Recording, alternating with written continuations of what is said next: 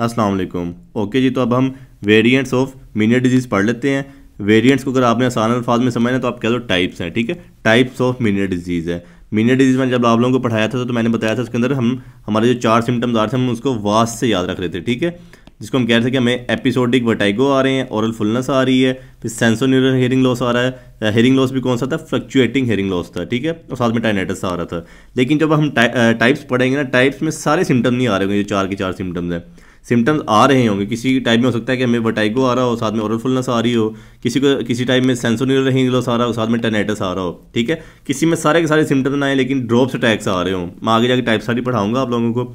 लेकिन समझ ये लोग के है मीनियर डिजीज़ ही है, लेकिन सारे के सारे सिम्टम्स नहीं आ रहे होंगे। जैसे हम सबसे पहले टाइप पढ़ते हैं कोक्लियर हाइड्रोप्स। नाम से आपको समझ आ रहा है कि इसके अंदर सिर्फ ना कोक्लिया के अंदर हाइड्रोप्स हो रहे हैं, मतलब कोक्लिया के अंदर ही एंडोलिम्फ भर रहा है, तो सिर्फ हमें कोक्लिया वाले सिम्टम्स आएंगे। तो इसका कोज ये होता है कि ना, कहा जाता है कि जो डक्टस रियूनियंस है, ये एक पॉइंट होता है जो कि हमारा कोक्लिया को, ये हमारा सारा सारा स्नेल शेप कोक्लिया है, और जाके ना हमारी सैक्यूल के साथ ज्वाइन कर रहा था। इनडायरेक्टली हमारे वेंट्रिकल के साथ ही ये ट्यूब ज्वाइन कर रही होती है इन दोनों पार्ट्स को, ठीक है। तो यहाँ पे ऑब्स्ट्रक्शन आ जाती है। ऑब्स्ट्रक्शन यहाँ पे आती है, पीछे से हमारा हाइड्रोप बनता जा रहा है, जो हमारी स्ट्रावास्कुलरिस हाइड्रोप्स बनाते जा रही है, ठीक है। जो हमारा एंडोलिम्फ है वो बनता जा रहा है। यहाँ के सिम्टम्स आ रहे होंगे लेकिन यहाँ के सिम्टम्स नहीं आ रहे होंगे। तो यहाँ के सिम्टम्स हमें क्या क्या आएंगे? कोक्लिया अगर इफेक्ट होगा, सबसे पहले तो हमें सेंसोन्यूरल हेयरिंग लॉस आ रहा होगा जो फ्लक्चुएटिंग होगा। दूसरा सिम्टम हमें ये है कि टाइनेटिस आ रहा होगा। टाइनेटिस भी हमारे कोक्लिया की वजह से आ रहा होता है, ठीक है। तो सेंसोन्यूरल हेयरिंग लॉस आ गया, टाइनेटिस आ गया। फिर ऐसे ही हमारी सेकंड टाइप आ जाएगी जो कि है वेस्टिब्यूलर हाइड्रोप्स। नाम से समझ आ रहा है कि वेस्टिब्यूल केला इन्वॉल्व हो रहा है, ठीक है। वेस्टिब्यूल इन्वॉल्व होगा, उसका एंडोलिम्फ बढ़ेगा, जिसको हम कह रहे हैं एंडोलिम्फेटिक हाइड्रोप्स हो रहा है सिर्फ वेस्टिब्यूल का। अब हमारा कोक्लिया इन्वॉल्व नहीं हो रहा। अगर वेस्टिब्यूल इन्वॉल्व होता है तो पेशेंट के अंदर क्या सिम्टम्स आएंगे? सिर्फ एपिसोडिक वर्टाइगो आ रहा होगा, जो कि हमारा मीनियर डिजीज के अंदर भी आ रहा था।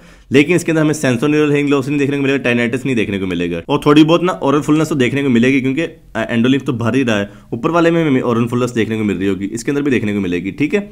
तो इस कंडीशन को हम रिकरेंट वेस्टिब्यूलोपैथी भी कह रहे होते हैं। रिकरेंट वेस्टिब्यूलोपैथी इस वजह से कह रहे हैं, जब हम सीटी स्कैन करते हैं टेम्पोरल बोन का ईयर के लिए, तो आपको पता है वेस्टिब्यूल तो बिल्कुल छोटा सा पार्ट है, कोक्लिया वैसे ही नहीं इन्वॉल्व हो रहा। तो जब वो सीटी स्कैन वगैरह करते हैं तो बिल्कुल भी हाइड्रोप्स नजर ही नहीं आते, मतलब एंडोलिम्फ भरा हुआ नजर ही नहीं आता। तो हम इसको सिर्फ वेस्टिब्यूलोपैथी कह रहे हैं। शायद वेस्टिब्यूल के अंदर ही सिंपली मसला चल रहा है, मीनियर डिजीज नहीं है। तो समटाइम्स ये कंफ्यूजिंग हो जाता है, तो इस वजह से आप लोगों को इसको याद रखना है।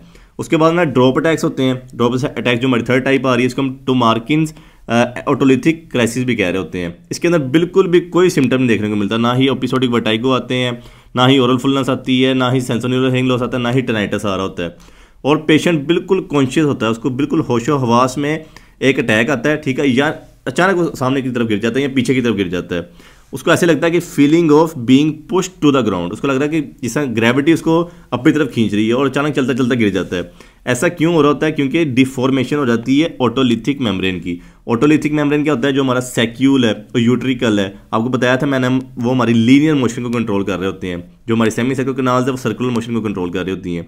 तो अब यूट्रिकल और सैक्यूल के अंदर जो हमारा सेंसरी ऑर्गन पाया जाता है, सेंसरी ऑर्गन जैसे आप लोगों को पता है कोक्लिया के अंदर हमारा सेंसरी ऑर्गन होता है, ऑर्गन ऑफ कोटाई, आप लोगों ने पढ़ा होगा, ऑर्गन ऑफ कोटाई पाया जाता है कोक्लिया के अंदर। ऐसे ही हमारे यूट्रिकल और सैक्यूल के अंदर ऑटोलिथिक मेम्ब्रेन पाई जाती है, जो कि इसका फंक्शन कंट्रोल कर रही है, लीनियर मोशन के साथ कंट्रोल कर, जब हम स्ट्रेट चल रहे होते हैं, ठीक है। तो डिफॉर्मेशन आ जाती है ऑटोलिथिक मेम्ब्रेन, अगर वो ऐसे थी तो वो ऐसे ही हो जाएगी, चेंज हो जाएगी।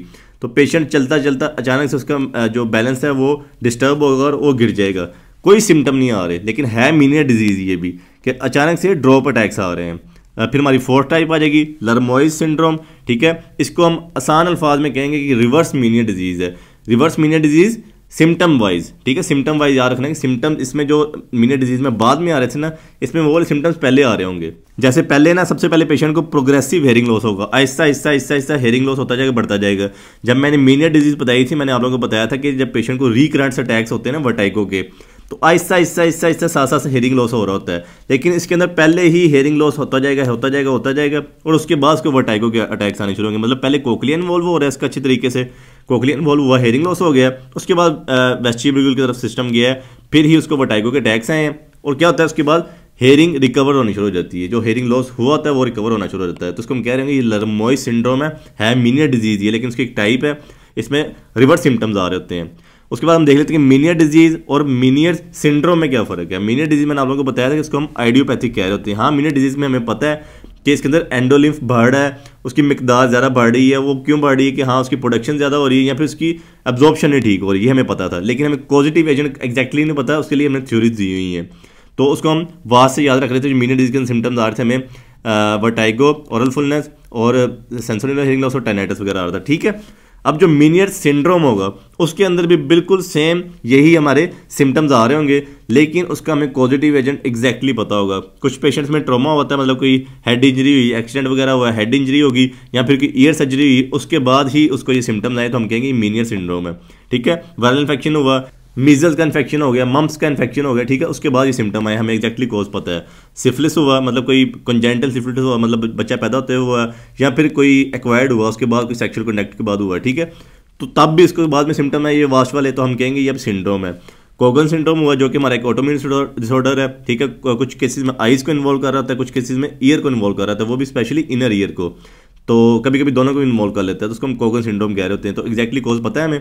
उसके बाद ऑटोसिक्लोसिस है। ऑटोसिक्लोसिस आप लोग सोच रहे हो कि इसके अंदर हमारी स्टेपीज फिक्स हो रही थी, स्टेपीज फिक्स होने के बाद हमें ऐसे सिम्टम्स क्यों आएंगे वास के। ये इस तरह हो रहा था कि आपको मैंने तभी बताया था ऑटोस्क्लोसिस में सिर्फ ऑटोस्क्लोसिस के अंदर हमारी स्टेपीज नहीं है कि सिर्फ वही फिक्स हो सकती है। ऑटोस्क्लोसिस जो बोन न्यू बन रही है, स्पॉन्जी बोन बन रही है, कहीं पे भी बन सकती है। तो जो हमारी मिडल ईयर में राउंड विंडो होती है ना, अगर उसके ऊपर हमारी स्पॉन्जी बोन बन जाएगी ना, तो राउंड विंडो बंद हो जाएगी। राउंड विंडो बहुत इंपॉर्टेंट फंक्शन कर रही होती है हमारी इनर ईयर के लिए। अगर वो राउंड विंडो भी बंद होगी तो हमारे इनर ईयर के फंक्शन डिस्टर्ब होंगे, उसके बाद हमें वास के सिम्टम्स आ रहे होंगे, ठीक है। तो हम समझ जाएंगे कि अभी सिंड्रोम है, ये ऑटोस्क्लोसिस की वजह से हो रहा है। फिर नेक्स्ट हमारा हो जाएगा ऑटोइम्यून डिसऑर्डर है, वो हुआ है इनर ईयर का, उसकी वजह से हमें सिम्टम्स आ रहे हैं, तो हम कहेंगे हमारा सिंड्रोम है। ये मीनियट डिजीज नहीं, सिंपल मीनियट डिजीज नहीं है। फर्क क्या है, जो मीनियट सिंड्रोम है इसके अंदर हम ट्रीटमेंट पॉजिटिव एजेंट को रिजॉल्व कर रहे हैं, पॉजिटिव एजेंट रिमूव करेंगे तो हमारे सिम्टम्स रिमूव हो जाएंगे। लेकिन मीनियट डिजीज है ही एक ऑडियोपैथिक डिसऑर्डर है, इसका हमें पता ही नहीं है कि इसका पॉजिटिव एजेंट क्या है, तो हम इसको सिम्टोमेटिकली ट्रीटमेंट कर रहे होंगे। ट्रीटमेंट आपको आगे जाकर पढ़ाऊंगा, तब आप लोगों को समझ आ जाएगा। उसके बाद हमारा डायग्नोज आ जाएगा, ठीक है। डायग्नोज को ना बेसिकली जो एक अमेरिकन कमेटी है उन्होंने 4 फॉर्म्स में डिवाइड कर दिया हुआ है। डिवाइड उन्होंने सिम्टम्स की बेस पे किया है कि हाँ इतने ज़्यादा सिम्टम आ रहे होंगे तो हम कहेंगे हमें इतनी % श्योरिटी है कि हाँ ये मीनियट डिजीज ही है। कंफर्म नहीं है कि हाँ इतनी % श्योरिटी, मैं आपको जाके बताता हूँ, आपको समझ आ जाएगा।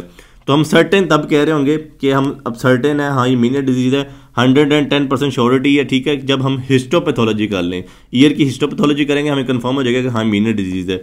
डेफिनेट तब होंगे, 99% श्योरिटी तब होगी जब हमें 2 या 2 से ज़्यादा एपिसोड देखने को मिले वर्टाइगो के पेशेंट के अंदर, जो कि एक जो वर्टाइगो का एपिसोड आ रहा हो वो 20 मिनट का हो या 20 मिनट से ज़्यादा का हो, ठीक है। तो फिर ही छोटी होगी। 2 हमें वर्टाइगो के सिम्टम्स देखने को मिलने चाहिए, एपिसोडिक वर्टाइगो। और उसके बाद जब हम ऑडियोमेट्री करें ऑन द स्पॉट, जब वर्टाइगो आया है तो हमें ऑडियोमेट्री में हेयरिंग लॉस देखने को मिले, ठीक है। साथ में अगर हम टाइनाइटिस और ओरल फुलनेस भी पेशेंट कंप्लेन करे, और ऑल अदर कॉजेज एक्सक्लूडेड, मतलब जो मैं आपको कॉजेज सारे पढ़ा चुका हूँ, या इसके अलावा कोई और कॉजेज हो जो हमारे वास के सिम्टम ला रहा हो, तो वो सारे कॉजेज को हमने निकालना है पहले, ठीक है। फिर उसके बाद ही हमने कहना है कि अब डेफिनेट है 99% श्योरिटी है कि ये मीनियट डिजीज ही है, ठीक है। अच्छा, उसके बाद प्रोबेबल आ जाएगा, मतलब हमें 90% श्योरिटी कि मीनियट डिजीज है।